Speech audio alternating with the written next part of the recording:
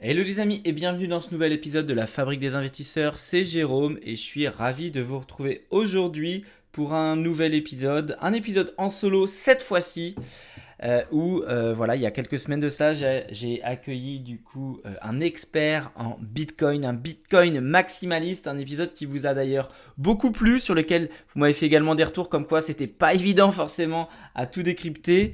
Mais voilà, aujourd'hui on retourne sur des sujets relatifs à l'immobilier. Aujourd'hui, je vais vous faire un épisode clairement, entre guillemets, auto-centré, où on va voir un petit peu les actualités. Je vais vous partager un petit peu les problématiques, les dualités du moment. Voilà, les projets qui sont en cours. Donc, avant toute chose, au moment où je tourne ce podcast, il faut savoir que je suis quand même en train d'acheter un nouvel immeuble, enfin un ensemble immobilier, on va dire, c'est pas tout à fait un immeuble, dans le cadre d'une opération de marchand de biens, et que ma notaire vient de m'envoyer un texto pour savoir si je me connectais. Je dis non, non, vous allez pouvoir signer sans moi. Donc voilà, j'avais même zappé que j'étais en train d'acheter un nouveau projet immobilier. Il y en a partout. Bon, les actualités de GG, c'est quoi? C'est déjà quelques jours passés en famille pendant les vacances scolaires dans le Finistère Nord. Fin de semaine dernière, on a passé 3 jours dans un camping à tournée nature, on va dire, avec les enfants. C'était vraiment très chouette. On a eu une météo de cinglé. J'espère que ça a également été ton cas où que tu sois en France. Clairement, c'est à chaque fois qu'on passe des moments qualitatifs comme ça que je me dis que j'en fais pas assez.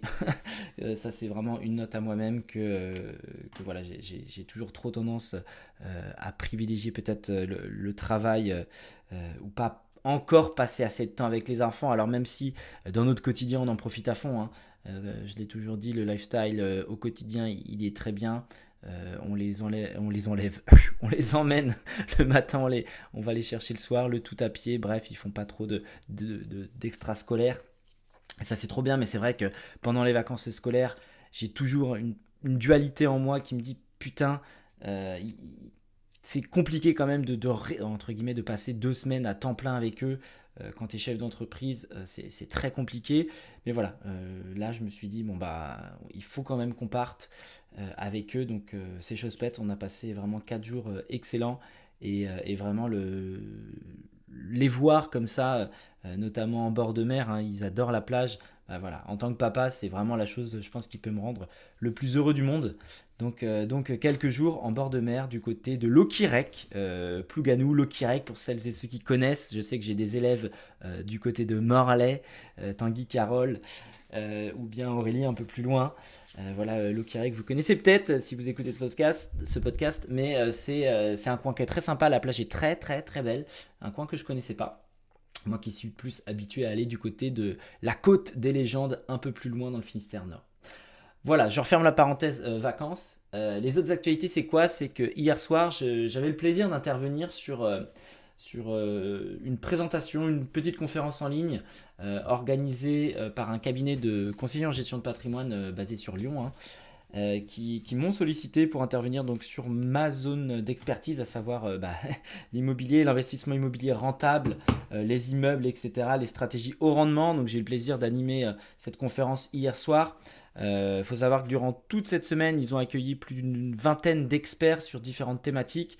Et je dois dire, j'étais assez flatté d'être contacté voilà, dans le cadre de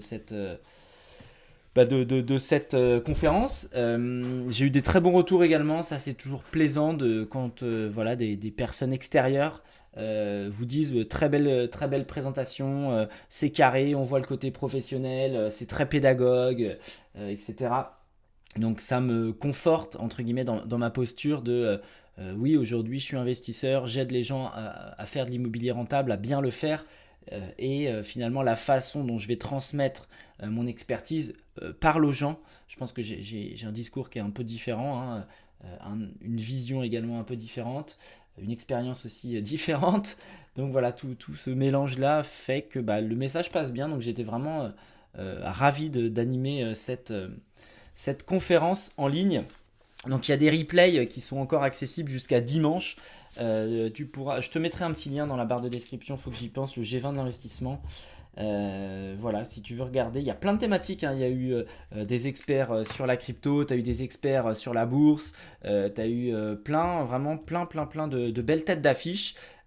Donc j'étais vraiment très très content de participer à ça. Et pour te donner un petit peu de matière, hein, sur la liste des intervenants, on avait ouais, c'est ça, un expert crypto, comment multiplier son portefeuille x10, un expert en bourse.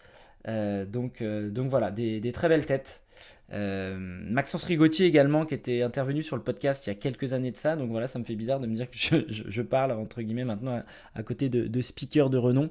Donc c'était très très cool.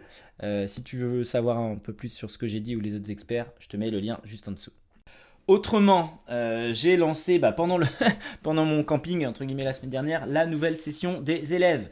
Voilà, il y a une session qui est partie janvier 2026, il y en a une qui part en avril, là, un groupe d'élèves.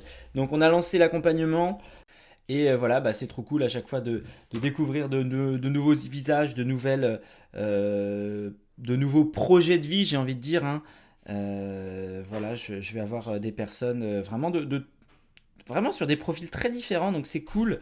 Je me rends compte que la moyenne d'âge sur cette session, elle est plus âgée. J'ai pas mal de quarantenaires, des personnes de mes âges finalement, hein. Donc comme quoi, il n'y a pas d'âge pour investir en IMO, pour démarrer, pour vouloir scaler, tout exploser, se construire un patrimoine. Donc voilà, moi je suis trop excité encore une fois à l'idée de les aider à atteindre leurs objectifs. Donc là on a démarré justement par l'annonce des objectifs, les profils investisseurs, les ambitions des uns des autres. Donc c'est trop cool. Parlons maintenant marchand de biens. Quoique avant, je vais vous donner des petites bonnes nouvelles quand même. Le marchand de biens, c'est la grosse partie de ce podcast. Je vais vous parler un petit peu de ce que j'ai dans les tuyaux. Investissement à titre personnel. Investissement à titre personnel, il y a matière à discuter. J'ai mon nouvel immeuble là sur lequel la signature va être un petit peu repoussée. Je voulais signer ça avant de partir en voyage. Je vais t'en parler juste après. Et néanmoins là la banque a tardé et vu qu'il faut que je me déplace pour signer mes offres de prêt et que la banque est au milieu de la France à 3h30 de train, je vais pas pouvoir signer avant jeudi, jour où je pars de Rennes pour voyager. Donc on va signer ça à la fin du mois, tout au mieux. Il va falloir que je fasse encore un avenant au compromis pour décaler la signature parce que voilà, tout n'est pas prêt, donc ça fait chier. Je voulais vraiment acter ça avant de partir, donc on verra ça finalement à mon retour. Et autre excellente nouvelle cette fois-ci, j'ai un permis de construire qui a été accordé sur un projet de division de maison dans la commune dans laquelle je vis, projet en association, et c'était mal barré les amis. C'était très mal barré parce que l'urbanisme nous imposait 4 places de parking, hein, une par logement, on crée 4 logements. Et les premiers échanges avec l'urbanisme, etc., n'étaient pas hyper favorables. Donc on a déposé le permis, on a exposé nos idées. Premier retour pas hyper favorable. Et on ne sait pas trop pourquoi. Alors on a entre guillemets mouillé la chemise, on a essayé de trouver des solutions. Il y avait on a contacté les voisins, voir si on pouvait pas racheter ou louer leur place de parking. Et on a eu une bonne étoile au-dessus de nos têtes pour finalement avoir un accord de la mairie concernant justement ce projet. Et voilà, donc c'est une excellente nouvelle, un potentiel gros projet à démarrer, beaucoup de travaux. Beaucoup de travaux. Après, l'avantage c'est que c'est vraiment à côté de la maison, donc pour superviser tout ça, ça va être assez simple. Donc voilà, et donc ça c'est vraiment une excellente nouvelle. Autrement, autre nouvelle encore, j'ai signé un compromis la semaine dernière pour l'achat d'un local commercial. Donc une belle opportunité trouvée par mon associé. Donc on va voir si ça va au bout. Il faut qu'on ait le financement. Bon, même si on a une lettre d'engagement de futurs loueurs, qui sera une agence d'intérim.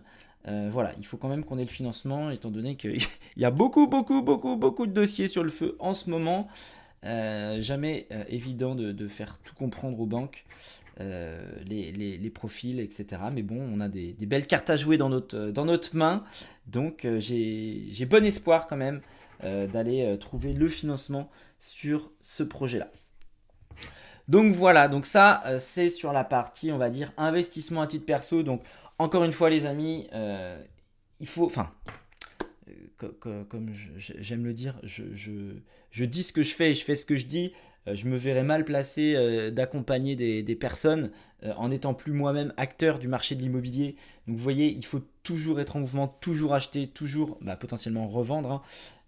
D'ailleurs, ça me fait penser, je pense que je ferai un sujet sur l'arbitrage de patrimoine prochainement. Ça peut être un sujet intéressant.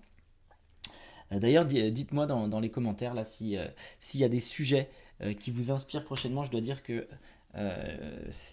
comment dire, les sujets sont parfois un peu plus compliqués à trouver, hein, les idées, etc. pour pas avoir de redites. Après plus de 150 épisodes publiés sur cette chaîne, voilà, des fois les idées me manquent. Donc voilà, là c'est un petit format actualité qui vous permet également de voir un petit peu la tendance de mes projets. Et on va du coup aller sur cette dernière partie concernant les actualités sur le marchand de biens. Et là, accrochez vos ceintures, ça va dépoter. Donc, on va démarrer par le projet numéro 4, 5, projet 4 sur la division du bel immeuble de rapport. J'en ai fait une vidéo YouTube que je te laisserai aller regarder. Une mise en copropriété, revente au détail. Durant mon voyage, là, je vais passer 3 fois chez le notaire à distance. Donc j'ai fait des procurations, bien évidemment, à chaque fois. Mais on a 3 appartements sur 4 sur lesquels on va avoir les actes de vente sur la première quinzaine de mai. Donc voilà, c'est trop cool. Une opération qu'on a démarrée en novembre. Des compromis signés en janvier, voilà, des actes de réitération du coup authentiques sur le mois de mai. Et sur le dernier appartement, on avait un petit peu plus de mal à le vendre, c'est le rez-de-chaussée, hein, c'est toujours un peu plus délicat, le rez-de-chaussée il était en moins bon état. Et donc on avait 2 parties pris, enfin on avait deux possibilités. La première c'était de refaire faire toutes les peintures, de le laisser au même prix mais de refaire faire toutes les peintures pour qu'il soit un peu plus sexy cet appart. Et l'autre possibilité c'était baisser le prix. On a fait une baisse de prix, on a reçu une offre. Un petit peu plus basse que ce qu'on voulait, mais on a fait une contre-proposition. Donc on espère que ça passe pour avancer, clôturer cette opération, hein. Pour rappel, on a grosso modo une marge à 100 000 euros qui nous attend. Donc c'est très cool, c'est très cool. C'est un beau projet qui s'est bien ficelé. Même si en dernière minute, on a des petites péripéties, notamment sur l'entretien des chaudières, enfin la révision des chaudières, où avant de passer chez le notaire, on doit faire entretenir les chaudières. Sauf que les délais sont pas incroyables de la part des entreprises et des techniciens qui doivent venir ouvrir les compteurs de gaz, réouvrir les compteurs de gaz. Donc là, c'est le petit stress d'avant le départ pour tout coordonner, pour qu'il y ait tout ce qu'il faut pour que ça signe pendant que je suis pas là. Donc voilà, mais bon, ça va le faire, Donc voilà, donc ça c'est opération 4, opération 5, c'est ce que je te disais, hein, en préambule, pendant que je tourne ce podcast, j'ai un acte authentique d'achat qui est en train de s'effectuer sur l'achat d'un ensemble immobilier, une maison et un petit immeuble de 2 lots qu'on vient découper pour revendre au détail, et on a déjà revendu l'immeuble. Enfin, quand je dis revendu, il est réservé. Donc le compromis devrait se signer pareil pendant mon absence. Et sur la maison, on avait commencé une commercialisation de notre côté, mais on est peut-être parti trop haut. Enfin voilà, c'est souvent le cas, hein, tu me diras. Peut-être été trop gourmand, donc on refait un tour de piste là avec 2 agences locales. On avait essayé par nous-mêmes avant d'être propriétaire. Et là, on va certainement confier le mandat en vente à une agence locale. Donc on attend un petit peu le retour de 2 professionnels du coin pour nous donner un peu leur estimation, leur retour, leur stratégie de vente, etc., etc. Mais voilà, on a déjà un lot de réservés, donc c'est cool, ça avance bien. Donc ça c'est opération 5. Opération 6, j'ai pareil un projet là qui devrait voir le jour. Enfin qui va voir le jour vu qu'on fait un achat cash. Hein, donc voilà. Où on achète un local commercial et un petit appartement. On n'est pas encore propriétaire, mais l'appartement il est déjà réservé également. Donc ça, on va pouvoir enchaîner rapidement sur un compromis. Donc ça, c'est voilà, une petite opération qui devrait rapporter pareil dans les 50 000 euros, hein, comme la précédente. Donc des petits trucs faciles. Et enfin, j'ai le plaisir de vous annoncer officiellement le démarrage prochain de notre plus grosse opération avec Paul. Une opération, voilà, où faut pas se craquer, les amis. Encore une fois, je pense qu'on fait pas trop mal les choses, on n'est pas trop, pas trop mauvais dans ce qu'on fait, donc ça devrait bien se passer. Mais voilà, cette fois-ci, une acquisition où on dépasse le demi-million d'euros. Voilà, c'est le cap symbolique est passé. On achète un dossier à un peu plus de 500 000 euros sur une opération globale qui va coûter 600 000 euros hein, avec les travaux qu'on va effectuer. Voilà, dans une ville sur la couronne rennaise, donc un secteur qui est assez prisé, où voilà, j'irai faire prochainement un reportage vidéo, mais on a des maisons, appartements maisons, aujourd'hui en duplex, qu'on va venir mettre en copropriété. Aujourd'hui, c'est une monopropriété, une très grosse monopropriété. Donc, on va venir déloter 4 maisons appart, on va dire. Et on va venir également aménager des combles, ou du moins amener les réseaux pour revendre ça sur plan et puis avec des projections, etc. Donc, j'ai très hâte de te montrer ça. C'est une opération. Je ne sais plus avec qui j'en parlais l'autre fois, mais il y a au bout d'un moment, quand tu prends de l'expérience, ton intuition, elle te parle. Quand tu rentres dans des lieux, quand tu rentres dans des projets immobiliers, tu as ton instinct, tu as ton radar qui s'anime et qui dit waouh, ça va être une dinguerie. Et l'immeuble là, l'immeuble de rapport là, que je viens de t'évoquer, là où j'ai 3 apparts là, qui vont être vendus, quand j'avais visité ça, waouh, je sentais le truc venir, mon nouvel immeuble là, sur lequel pareil, la signature a été retardée. Les signaux pour moi ils sont trop bons, et bah là j'ai le même sentiment.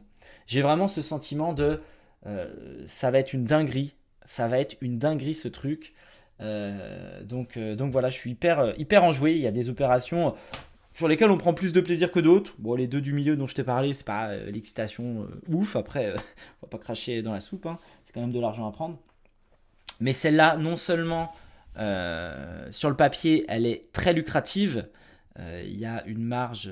Ah non, je t'en parle pas maintenant, je t'en parlerai plus tard.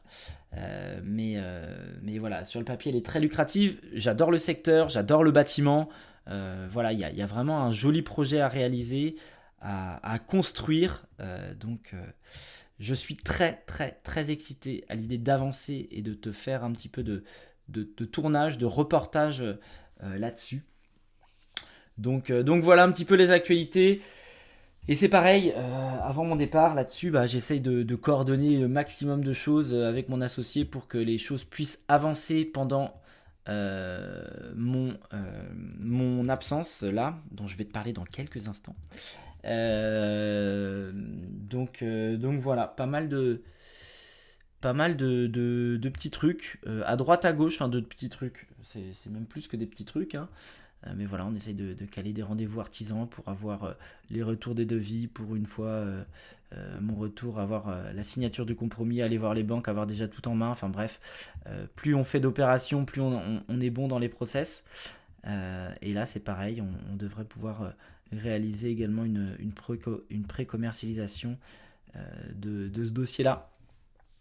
Donc voilà les amis, un petit peu les actualités de GG. Donc un épisode auto-centré, on va pas se mentir, mais je dois dire que je suis tellement dans le rush de mon départ que j'avais pas de sujet en tête, et je dois dire que les idées et le temps me manquent beaucoup en ce moment. Donc voilà, encore une fois, dis-moi dans les commentaires, envoie-moi un message, j'en sais rien, prends contact avec moi pour me dire si tu as des sujets qui t'intéressent, que ce soit relatif à l'immobilier ou pas d'ailleurs.